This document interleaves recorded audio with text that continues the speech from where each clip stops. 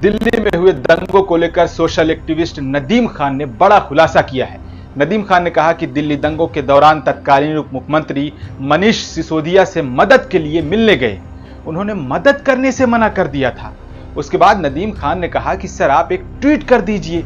मनीष सिसोदिया ने एक ट्वीट तक करने से मना कर दिया था। मनीष सिसोदिया दंगाग्रस्त इलाकों में जाने से इनकार कर दिया था। ये बातें नदीम खान ने ऑन कैमरा कही।